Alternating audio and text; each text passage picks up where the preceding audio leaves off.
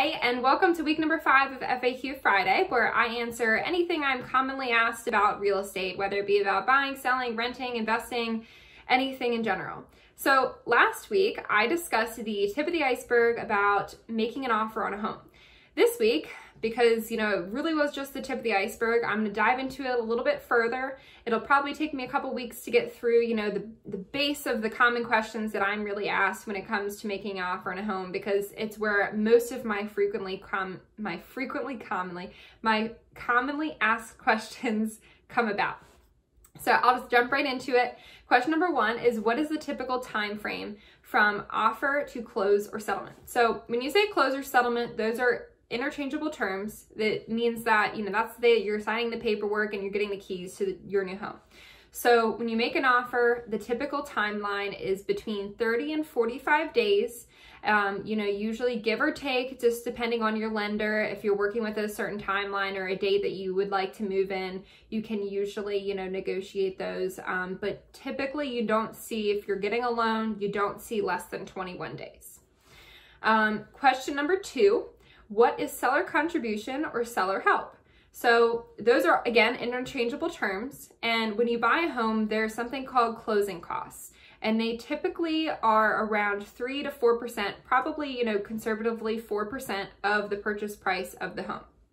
So when you're a first-time buyer, in addition to your down payment, having 4% of, closing costs is pretty intimidating. It just adds on to, the cost of buying a home.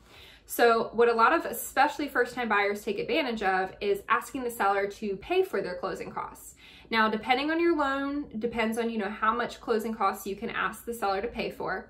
If you're getting a conventional loan, you can ask the seller to pay for up to 3% of your closing costs. If you're getting a VA loan, then you can ask them to pay for around 4% of your closing costs. And if you're getting an FHA loan, you can ask for up to 6%, but there actually has to be 6% of costs to, be able to ask for.